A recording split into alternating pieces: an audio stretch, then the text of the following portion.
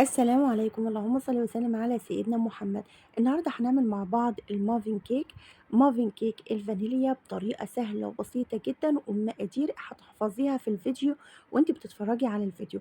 مقاديرها سهلة وبسيطة جدًا، هاقول لِك المقادير بالكوب وبالجرام. شايفين المافن قد إيه هش وقطني وجميل جدًا، جدًا وطعمه حلو أوي. يالّا ندخل على مقادير فيديو النهارده. معايا 100 جرام من الزبدة الطرية، يعني نص كوباية من الزبدة الطرية. أنا استخدمت هنا زبدة نيوزيلندي، طبعا بتخلي طعم المافن جميل جدا، وممكن تستخدمي أي نوع زبدة عندك موجود في البيت. هضيف عليهم كوباية من السكر الأبيض الحبيبات، السكر الأبيض الناعم جدا. والسكر وزنه 200 جرام، يعني 100 جرام زبدة و200 جرام من السكر الأبيض الحبيبات. هخفقهم مع بعض لغاية لما لون الزبدة كده يفتح معايا ويبقى لونه أبيض كريمي، والسكر يدوب كده في الزبدة. وهنا لون الزبدة بتاعتي فتحت. هضيف بعد كده البيض. أنا طبعا هستخدم في الوصفة هنا بيضتين، هنزل ببيضة ورا بيضة. أول ما تختفي البيضة الأولى هنزل بالبيضة التانية وعليها نقطتين من الفانيليا السائلة، وهخفقهم كويس جدا لغاية لما البيض يختفي تماما معايا.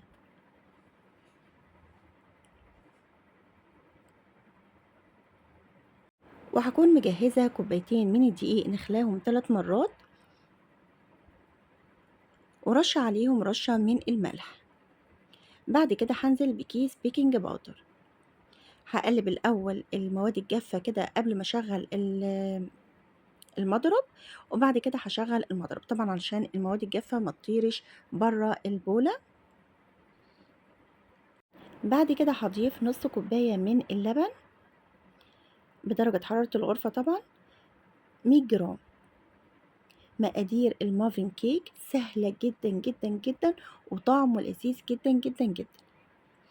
طبعا انت لو مش عندك الميزان علشان توزني، ومش عندك الاكواب المعيارية، اي مج عندك ممكن تعايري بيه المقادير كلها.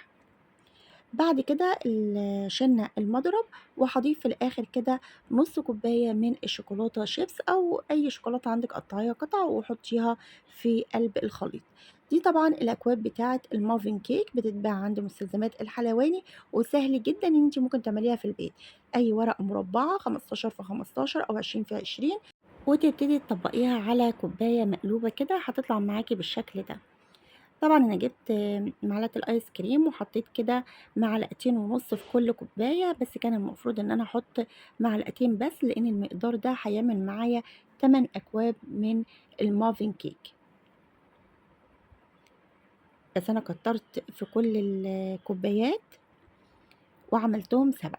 طبعًا المقدار هيعمل معايا أنا 7، لكن هو المقدار الأساسي هيعمل 8.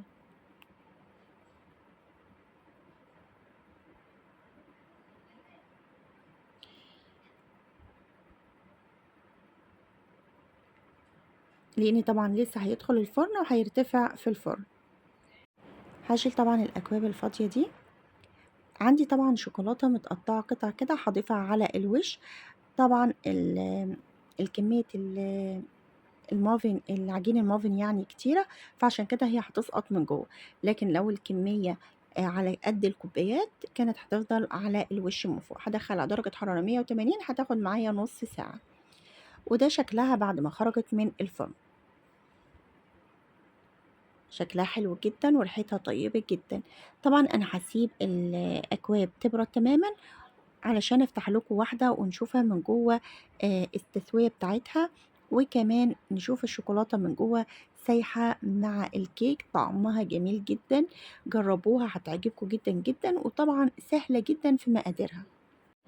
هافتح معاكم واحدة كده زي ما أنتم شايفين.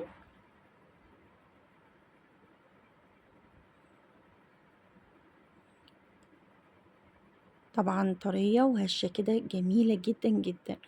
نفتحها كده من جوّه، شايفين الشوكولاتة سايحة كده من جوّه، جميلة جدًا، جدًا، جدًا، وطعمها أحلى بكتير. جربوها هتعجبكم، مقاديرها سهلة. لو عجبكم الفيديو واستفدتوا منه لايك واشتراك في القناة.